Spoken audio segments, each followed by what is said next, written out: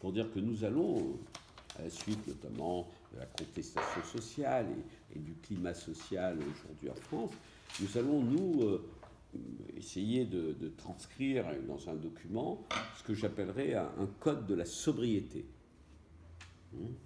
Je trouve que l'heure est venue pour les élus et pour les collectivités surtout, de changer de mode de consommation, d'abandonner un peu un certain nombre de pratiques qui sont héritées de l'histoire, etc., des pratiques, pour être plus sobre dans la dépense publique, notamment au niveau du standing des pouvoirs publics. Je trouve qu'on devrait baisser d'un cran ou deux le standing, donc nous avons pris des mesures, mais on va les quantifier et les mettre, parce que certaines mesures ont été très efficaces et très bénéfiques pour la ville, donc je vais essayer de les mettre dans un code. Alors, la première chose, et moi je vais en faire une ligne directrice pour la règle.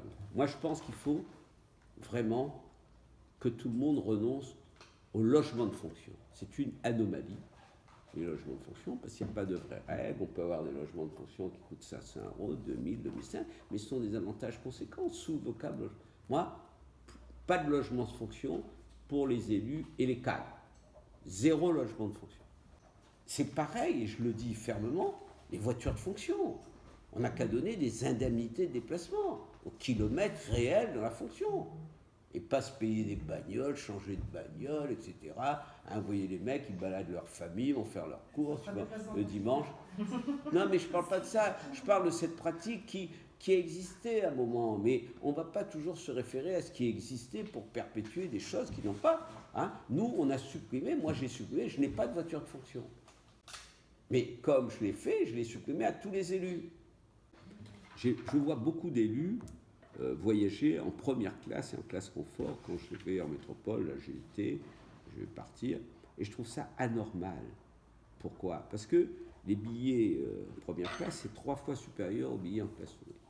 Et je trouve qu'un élu, qui qu'il soit, sauf je fais une différence pour les sénateurs et les parlementaires, parce qu'ils se déplacent tout le temps, ils ne dorment pas, etc., ça c'est pas pareil, et puis c'est payé par l'Assemblée, mais nous, avec l'argent local, on ne doit pas payer des voyages en confort et en première classe. C'est anormal. Il y a trop de gens qui font ça.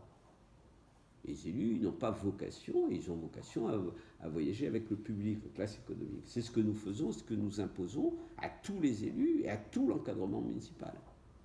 Donc ça, mais tout ça fait partie du débat. Et la dernière mesure, moi, que j'ai appliquée et qui me satisfait pleinement, c'est que j'ai supprimé les cocktails avec alcool, parce que là aussi, bon, je ne fais pas de stigmatisation, on était dans la tradition, il y avait des grandes fêtes, voilà, on fait des cocktails, voilà, et ça coûtait au budget de la ville 600 000 € par an. On a beaucoup de fêtes, on est la capitale, vous savez, on reçoit le chant, machin. Puis bon, vous savez, vous recevez aussi beaucoup la liste protocolaire. Moi, je dis ça en rigolant, c'est toujours les mêmes. Non, mais c'est comme ça, c'est le code, comment on dit ça, républicain. Donc vous avez une liste protocolaire, vous avez 150 têtes, c'est les mêmes. Ils sont invités partout parce qu'ils sont directeurs de ceci, cela. Quel que soit l'objet de la manifestation, vous avez une pratique du protocole. Moi, je m'y plie, sauf qu'en réfléchissant, et moi, j'ai supprimé l'alcool et les cocktails.